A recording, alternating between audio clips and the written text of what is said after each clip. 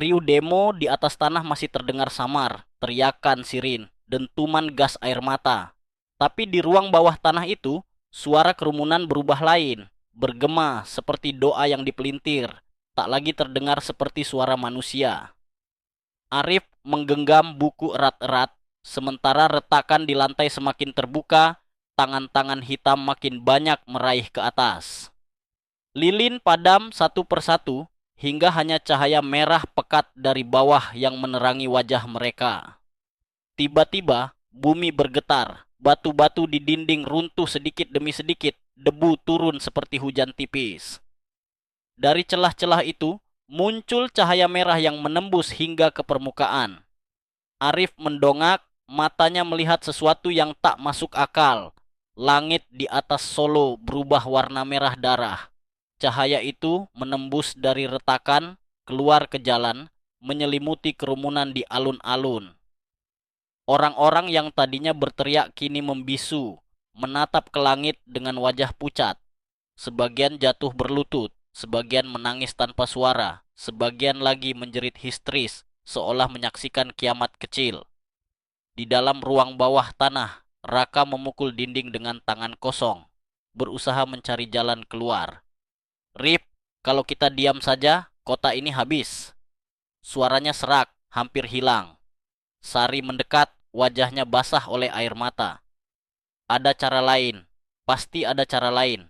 Tidak harus kau yang jadi korban Arif menunduk pada buku.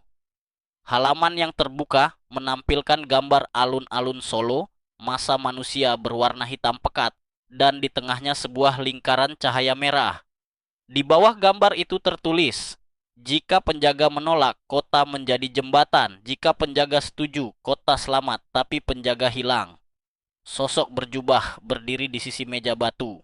Kali ini wajahnya jelas. Setengah wajah ayah Arif, setengah lagi bayangan rusak penuh luka. Dari mulutnya keluar suara rendah, dalam, seolah berasal dari banyak orang sekaligus. Tukar, jaga, bayar. Arif menutup mata. Ingatan masa kecilnya muncul, ayahnya pernah membawanya ke alun-alun, menepuk bahunya sambil berkata, kota ini punya rahasia. Kalau suatu hari kau diminta memilih, pilihlah bukan untuk dirimu, tapi untuk mereka semua. Saat itu Arif tak mengerti. Kini, kata-kata itu menjadi pedang di tenggorokannya. Dari retakan, tangan-tangan hitam berhasil mencengkeram tepi meja batu. Jari-jari kurus dengan kuku panjang menggores permukaan batu, menimbulkan suara melengking. Mereka semakin dekat, siap meraih tubuh siapa saja yang ada di ruangan. Rip, jangan lakukan. Raka meraung, suaranya penuh keputusasaan. Aku tidak akan biarkan kau jadi korban. Kalau perlu, biar aku... Arif memotongnya. Suaranya tenang meski matanya berkaca-kaca. Tidak, Ra. Bukan kau yang mereka mau. Mereka mau warisan ini. Darahku Sari mengguncang bahunya. Wajahnya putus asa. Kita bisa cari jalan lain. Tolong, jangan serahkan dirimu begitu saja. Namun bumi bergetar lebih keras. Retakan semakin lebar. Dan dari sana muncul wajah-wajah samar. Orang-orang yang berteriak, menangis. Seolah ribuan jiwa yang terjebak di bawah tanah. Langit merah di atas kota semakin pekat, memantulkan cahaya ke mata mereka bertiga. Arif menatap Sari dan Raka dengan senyum tipis, getir namun mantap. Kalau aku tidak melakukannya, Solo akan hilang. Aku tidak bisa biarkan ayahku berkorban sia-sia. Sekarang giliranku, ia melangkah ke meja batu. Sosok berjubah mendekat, mengangkat tangannya, seolah memberi restu. Buku di tangan Arif terbuka pada halaman terakhir. Di sana hanya ada satu kalimat ditulis dengan tinta merah menyala. Bayarlah dengan tubuhmu, simpanlah kota di dadamu. Arif meletakkan tangannya di atas retakan. Seketika tangan-tangan hitam meraih dirinya, bukan untuk menarik, melainkan untuk menyerap. Rasa sakit menusuk dari ujung jari ke seluruh tubuhnya, seperti terbakar sekaligus membeku. Matanya terpejam, mulutnya berteriak tanpa suara. Di atas tanah, masa di alun-alun melihat cahaya merah dari langit perlahan memudar, digantikan sinar bulan pucat. Teriakan histeris berubah jadi tangisan lega.